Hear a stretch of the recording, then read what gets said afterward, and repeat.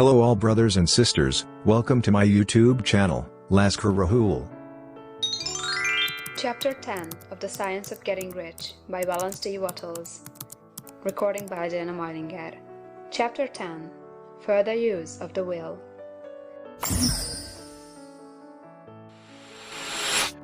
You cannot retain a true and clear vision of wealth if you are constantly turning your attention to opposing pictures, whether they be external or imaginary.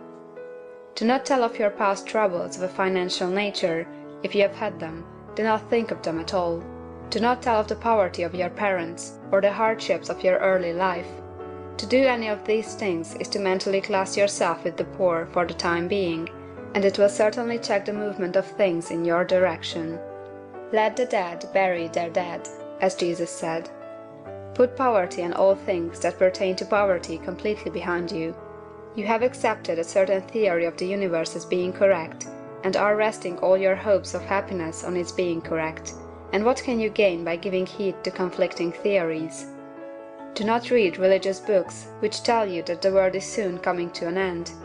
And do not read the writing of muckrakers and pessimistic philosophers who tell you that it is going to the devil. The world is not going to the devil, it is going to God. It is wonderful becoming. True, there may be a good many things in existing conditions which are disagreeable, but what is the use of studying them when they are certainly passing away, and when the study of them only tends to check their passing and keep them with us? Why give time and attention to things which are being removed by evolutionary growth, when you can hasten their removal only by promoting the evolutionary growth as far as your part of it goes? No matter how horrible in seeming may be the conditions in certain countries, sections, or places, you waste your time and destroy your own chances by considering them. You should interest yourself in the world's becoming rich. Think of the riches the world is coming into, instead of the poverty it is growing out of. And bear in mind that the only way in which you can assist the world in growing rich is by growing rich yourself through the creative method, not the competitive one. Give your attention wholly to the riches. Ignore poverty. Whenever you think or speak of those who are poor, think and speak of them as those who are becoming rich, as those who are to be congratulated rather than pitied. Then they and others will catch the inspiration and begin to search for the way out. Because I say that you are to give your whole time and mind and thought to riches, it does not follow that you are to be sordid or mean. To become really rich is the noblest aim you can have in life, for it includes everything else. On the competitive plane, the struggle to get rich is a godless scramble for power over other men, but when we come into the creative mind, all this is changed. All that is possible in the way of greatness and soul unfoldment, of service and lofty endeavor, comes by way of getting rich. All is made possible by the use of things. If you lack for physical health, you will find that the attainment of it is conditional on your getting rich. Only those who are emancipated from financial worry and who have the means to live a carefree existence and follow hygienic practices can have and retain health. Moral and spiritual greatness is possible only to those who are above the competitive battle of existence, and only those who are becoming rich on the plane of creative thought are free from the degrading influences of competition. If your heart is set on domestic happiness, remember that love flourishes best where there is refinement, a high level of thought, and freedom from corrupting influences, and these are to be found only where riches are attained by the exercise of creative thought, without strife or rivalry. You can aim at nothing so great or noble, I repeat, as to become rich, and you must fix your attention upon your mental picture of riches, to the exclusion of all that may tend to dim or obscure the vision. You must learn to see the underlying truth in all things. You must see beneath all seemingly wrong conditions the great one life ever moving forward toward fuller expression and more complete happiness. It is the truth that there is no such thing as poverty, that there is only wealth.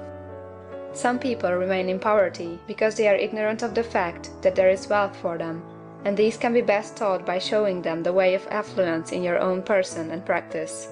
Others are poor because, while they feel that there is a way out, they are too intellectually indolent to put forth the mental effort necessary to find that way and by travel it, and for these the very best thing you can do is to arouse their desire by showing them the happiness that comes from being rightly rich. Others still are poor because, while they have some notion of science, they have become so swamped and lost in the maze of metaphysical and occult theories that they do not know which road to take. They try a mixture of many systems and fail in all. For these again the very best thing to do is to show the right way in your own person and practice. An ounce of doing things is worth a pound of theorizing. The very best thing you can do for the whole world is to make the most of yourself. You can serve God and man in no more effective way than by getting rich. That is, if you get rich by the creative method and not by the competitive one. Another thing, we assert that this book gives in detail the principles of the science of getting rich, and if that is true, you do not need to read any other book upon the subject. This may sound narrow and egoistical, but consider, there is no more scientific method of computation in mathematics than by addition, subtraction, multiplication, and division. No other method is possible. There can be but one shortest distance between 2 points.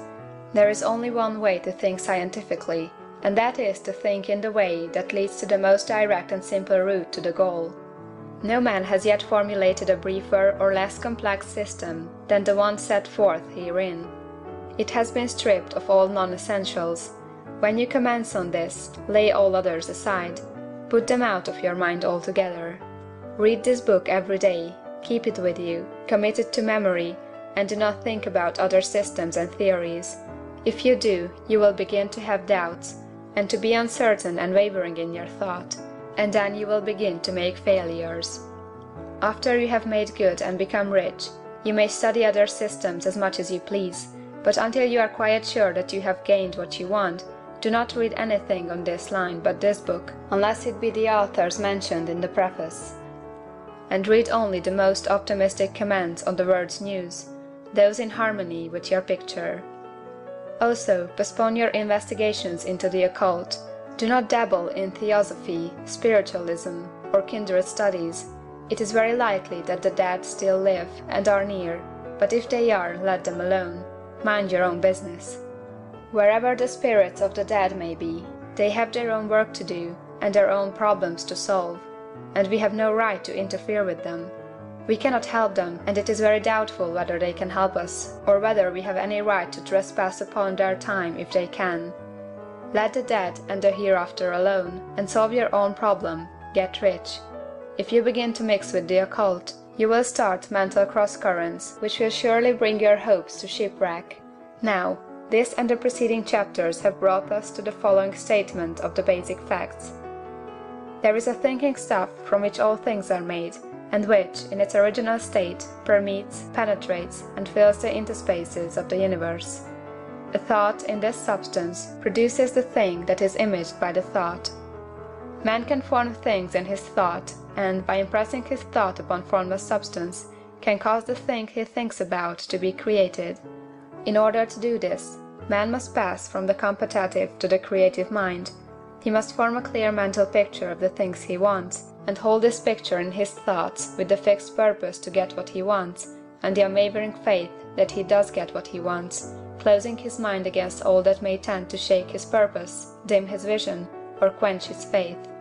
And in addition to all this, we shall now see that he must live and act in a certain way. End of chapter 10.